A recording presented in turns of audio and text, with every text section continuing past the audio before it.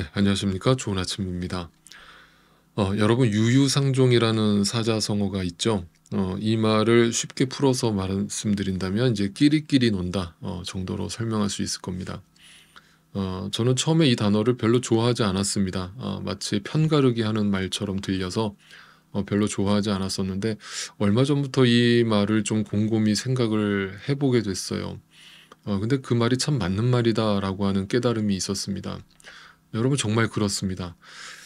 인간이라고 하는 존재는 저마다 자신이 뭔가 중요하다고 생각하는 나름대로의 어떤 가치 판단을 가지고 이 땅을 살아가게 됩니다. 그리고 그 가치 판단은 다른 사람을 바라보는 시선이 되기도 합니다. 이것을 좀 극단적으로 말씀을 드리면, 돈을 좋아하는 사람은 돈이 많은 사람을 좋아하게 돼 있습니다. 그 이유는 돈이 많다는 것은 뭔가 열심히 살았다라고 생각이 드는 것이고, 그래서 그들에게 뭔가 배울 점이 있다라고 생각을 하기 때문입니다. 반대로 돈 없는 사람들을 싫어하겠죠. 그 이유는 돈이 없다라는 것은 뭔가 게으르다라고 하는 뜻으로 바라보기 때문입니다. 제가 아주 극단적인 예를 들어서 말씀을 드렸지만, 솔직한 얘기로 우리가 살고 있는 이 인생은 이 원칙을 따라가고 있습니다. 제가 좀 처음부터 좀 철학적인 얘기로 시작을 했는데, 이 말씀을 드리는 이유가 바로 오늘 본문의 내용과 연결되기 때문에 그렇습니다. 도대체 오늘 성경 본문은 우리에게 어떤 이야기를 들려주는지 이제부터 그 말씀 속으로 함께 들어가 보겠습니다.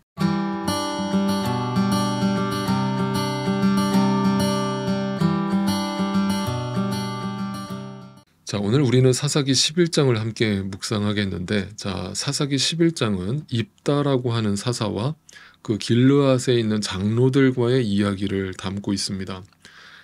아시다시피 사사 입다는 길르앗이 창녀를 통해서 낳은 아들이었습니다. 그가 창녀에게서 낳았다라는 그 이유 하나만으로 이복 동생들이 있었는데, 그 이복 형제들이 그 입다를 좋게 봤을 리가 없습니다. 이제 그래서 길르앗의 본처의 아들들이었던 그 이복 형제들이 결국은 입다를 집안에서 내쫓아 버리게 됩니다. 그 이유는 바로 아버지의 재산을 함께 나눌 수 없다라는 것이 이유였습니다. 그렇게 이제 창녀의 아들로 태어났다는 것도 서러운데, 그 이복 형제들에게 쫓겨난 그 입다는 그 이복 형제들의 눈을 피해서 돕이라고 하는 땅에 가서 숨어서 살게 됩니다. 이제 그런데 그 땅에서 이제 건달패들과 함께 어울리면서 이제 살아가게 되죠. 여기서 이제 건달패라고 번역된 이 단어는 오늘날 우리가 생각하는 것처럼 어떤 깡패들이나 조폭들을 말하는 어떤 이제 도덕적으로 타락한 사람들을 가리키는 단어가 아닙니다. 이제 여기서 건달패라고 하는 것은 뭔가 불안정한 삶을 살아가고 이 세상에서 방황하는 무리들, 그리고 이제 그래서 이제 거리를 활보하는, 조금 더 쉽게 말씀드린다면 일종의 이제 거지, 가난한 자들 이렇게 표현할 수 있겠습니다. 그래서 제가 아까 말씀드렸던 이제 유유상종이라는 상황이 벌어진 것이죠. 지금 입다의 처지와 비슷한 사람들이 함께 모여서 그 입다를 자신들의 우두머리로 삼고 이제 그를 쫓아다니면서 일종의 이제 패거리로서 살아가고 있는 모습을 보여주게 됩니다. 저는 이 장면에서 먼저 입다에게 어떤 측은지심의 마음이 생겨요. 인간적으로 보면 입다라고 하는 그 인생이 참 불쌍한 인생입니다. 여러분, 물론 하나님이 보실 때는 창녀의 아들이라고 하는 그 조건이 절대로 어떤 결격 사유가 되지 못합니다. 하나님은 인간들을 바라보실 때 어떤 외모로서 우리를 바라보시는 것이 아니기 때문이죠. 그런데 우리가 살고 있는 이 세상의 시선은 다른 것이죠. 세상은 어떤 편견을 가지고 있기 때문입니다. 그러니까 지금 입다의 처지를 인간적으로 이해를 해 본다면, 자신이 그 어떤 형제로 여겼던 이복 형제들이지만 어떤 그 형제들로 여겼던 사람들에 의해서 쫓겨나서 살아가고 있는 이 자신의 인생을 바라볼 때, 자신을 그 가족의 품에서 쫓아내버린 그 형제들이 죽이고 싶을 정도로 미웠을 것이고, 또 창녀의 아들로 태어난 자신의 인생이 저주하고 싶을 정도로 화가 났을 것이고, 또 그런 나를 무시해서 또 세상에서 쫓아내고 있는 이 세상을 바라보는 자신의 시선이 굉장히 화가 나 있었을 것이고, 이 세상을 저주하고 또 저항하고 싶었을 것입니다. 충분히 그 마음이 이해가 됩니다. 자, 그런데 바로 그 상황에서 어떤 일련의 사건이 벌어집니다. 자, 11장 4절을 보겠습니다. 얼마 뒤에 암몬 자손이 이스라엘을 쳐들어왔습니다. 자, 느닷없이 이스라엘에 이제 전쟁 상황이 벌어집니다. 그러자 5절입니다. 암몬 자손이 이스라엘을 쳐들어오자 길르앗의 장로들이 입다를 데려오려고 돕당에 가서, 자, 암몬 자손이 이스라엘을 치려고 하자 길르앗 장로들이 입다에게 찾아옵니다. 그리고 그에게 도움을 요청합니다. 도대체 왜 입다를 찾아와서 도움을 요청하고 있는 것인가? 1절을 보세요. 길르앗 사람 입다는 굉장한 용사였기 때문입니다. 여러분, 우리가 살고 있는 이 세상은 이런 상황을 아주 종종 맞닥뜨립니다. 위기 상황이 닥치니까 자신들이 평소에는 인간 취급도 하지 않던 입다를 찾아와서 도움을 요청하고 대신 싸워달라고 요청하고 있는 이러한 모습들을 우리는 이 땅에서 종종 발견하게 되고, 또 심지어 우리의 삶 속에서도 경험하게 되는 것이죠. 어떻게 보면 참 속보이는 짓이고 아주 또 괘씸한 그런 행동이지만, 사실 입장을 바꿔놓고 생각을 해보면 우리도 이런 상황에 처할 수 있는 것입니다. 상황이 달라지면 사람은 언제든지 생각이 바뀔 수 있고 말이 바뀔 수 있는 존재라는 뜻입니다. 자, 이렇게 속보이는 요청에 입다는 그들을 조롱하듯이 이렇게 대답을 합니다. 7절을 보겠습니다. 그러나 입다는 길르앗의 장로들에게 말하였다. 당신들이 나를 미워하여 우리 아버지 집에서 나를 쫓아낼 때는 언제고 어려움을 당하고 있다고 해서 나에게 올 때는 또 언제입니까?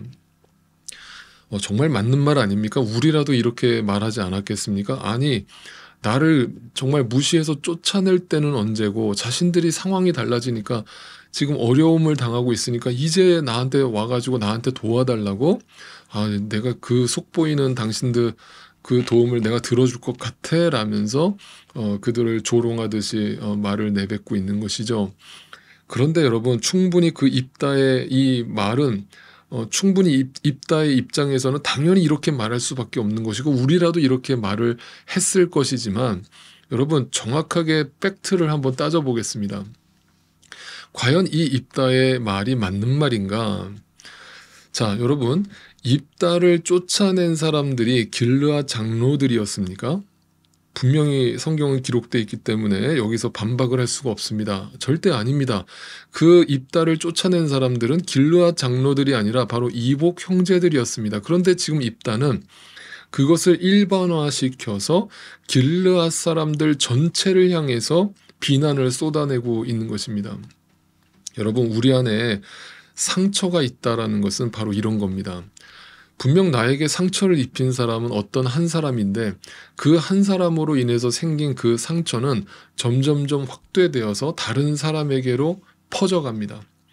그리고 다른 사람을 바라볼 때도 동일한 시선으로 바라보기 시작합니다. 그리고 그 시선은 점점점 더 확대되어서 이 사회, 이 세상 전체로 확대되면서 이 세상에 대해서 부정적인 시선으로 바라보기 시작합니다. 여러분, 이것이 우리 안에 상처가 만들어내는 효과입니다.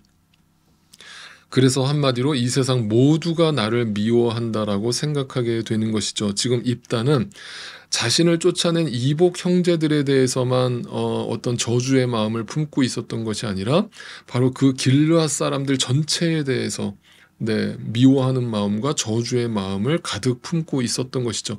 그래서 팩트와는 다른 그런 조롱 섞인 말을 지금 길르앗 장로들에게 내뱉고 있는 것입니다.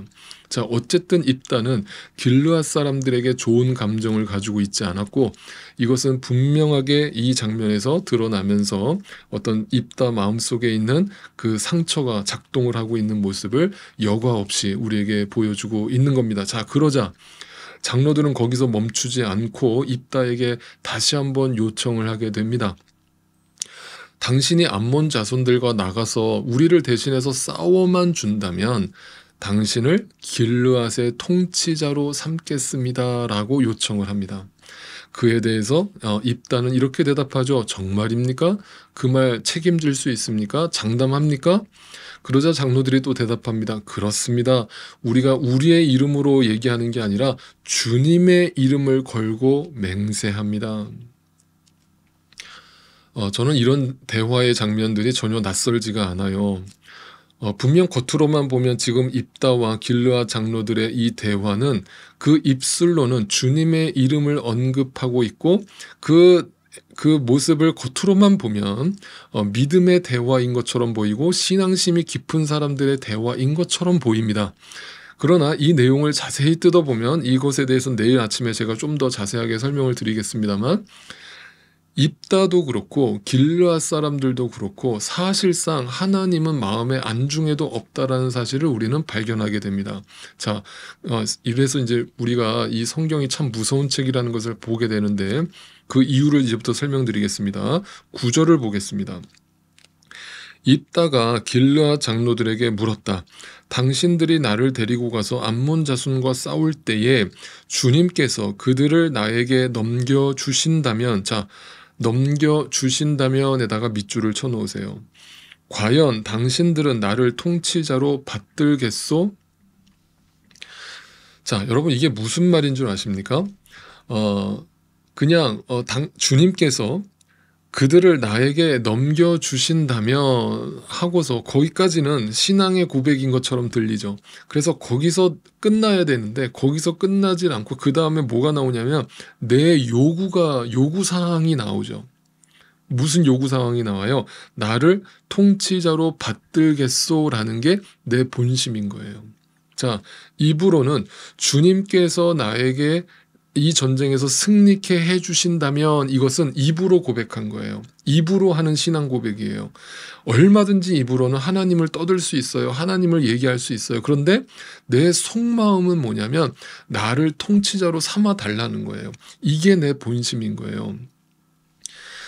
여러분, 그래서 성경은 정말 무서운 책인 거예요. 우리의 마음속을 환히 들여다보는 듯 인간 내면 안에 숨겨져 있는 그 악의 실체와 자기라고 하는 그 우상의 실체를 완전히 고발하고 발가벗겨버리고 있기 때문이에요. 위기가 닥치고 상황이 달라지고 입장이 달라지니까 그 하나님을 입으로는 얘기하고 있지만 속마음은 그렇지 않다라는 것을 성경이 지금 여과 없이 우리에게 보여주고 있는 것입니다. 결국 하나님을 통해 승리가 주어진다는 것을 오직 하나님의 은혜라고 고백하는 것이 아니라 오직 하나님에게만 영광을 돌리는 것이 아니라 그 속마음은 자신이 이루고자 하는 야망과 그 욕심을 위한 수단으로서 하나님을 이용하고 있고 하나님을 인식하고 있다라는 것을 성경이 폭로하고 있는 것입니다. 여러분, 우리가 앞에서 묵상한 그 기드온의 이야기를 한번 떠올려 보세요. 기드온의 상황과 굉장히 비슷한 상황이 벌어졌어요. 여러분, 기드온도 그 미디안과의 싸움에서 하나님께서 승리를 주셨을 때 사람들은 기드온을 추앙하면서 어떤 행동을 했습니까? 그 기드온을 찾아와서 우리의 왕이 되어달라고 요청을 했었죠. 그럴 때 기드온이 어떻게 반응했습니까? 단칼에 그 요청을 거절했습니다. 하나님만이 너희를 다스릴 것이지 나에게 집중하지 말라라면서 자신을 왕으로 삼으려는 그들의 시도를 단칼에 거절했습니다. 그런데 오늘 입다는 똑같은 상황에서 입으로는 하나님을 들먹거리고 있지만 실제로는 자신이 그들의 통치자가 되고 싶은 지금 내 상황, 거지들과 패거리를 지어서 몰려다니고 있는 내 상황을 이 다른 사람의 위기 상황을 통해서 내 인생을 역전하겠다라는 내 야망을 드러내고 있다는 것이죠. 이것이 바로 무서운 죄의 실체라는 사실입니다. 그래서 제가 늘 말씀드리지만 성경은 모든 인간이 죄인이라고 할 때 그 죄라고 하는 것은 하나님이 없고 다른 타인이 들어와 있지 않은 철저하게 자기중심적이고 철저하게 이기적인 나를 보게 되는 것입니다. 그래서 우리가 죄인 중에 괴수가 되는 겁니다. 이 말씀을 전하고 있는 저도 그렇고 저와 같은 목사들도 그런 의미에서 할 말이 없는 겁니다. 여러분, 제가 이 말을 드리는 것은 저는 잘났고 다른 목사님들을 비판하려는 목적은 절대 아니니까 오해하지는 마세요. 저는 지난번에도 한번 말씀드린 것 같지만 여기 이민교회에서 왜 목사님들이 목회를 잘 하시다가 왜 결국은 한국에 있는 초대형 교회로 청빙을 받아서 나가시는지 아직도 그 이유를 저는 모르겠습니다. 그분들은 그러고 나서 여기 남아있는 교인들에게 이렇게 얘기합니다. 하나님의 인도하심을 따라서 하나님의 부르심에 순종하면서 간다라고 말씀들은 하십니다. 그런데 도대체 그 하나님의 부르심이라는 것이 왜 지금 내가 섬기고 있는 교회보다 더 열악하고 더 어려운 목회 현장으로는 부르시지 않냐는 것입니다. 입으로는 하나님을 언급하고 있지만 그 사실은 자신의 야망을 채우려는 인간의 출세욕과 명예욕이 그 안에서 발견되고 있는 것입니다. 그것이 바로 오늘 본문에 나타난 길르앗 장로들과 그 입다의 모습인 것입니다. 사랑하는 성도 여러분, 믿는 자들이라는 것은 계산 빠른 사람들이 아닙니다. 좀 우직하고 순결해서 때로는 세상 사람들이 보기에 바보 멍청이들처럼 보이는 사람들입니다. 그런데 그것이 하나님 안에서는 지혜로운 것입니다. 여러분, 잔머리는 오래가지 못합니다. 그러니까 제발 자신의 상황에 따라서 입장이 달라지고 말이 달라지는 이 세상 한복판에 사시면서 그 세상에 물들지 마시기를 부탁드립니다. 우리는 이런 세상을 심판하고 판단해야 되는 하나님의 자녀들임을 오늘도 절대 잊지 마시기 바랍니다. 내일 아침에 또 뵙겠습니다.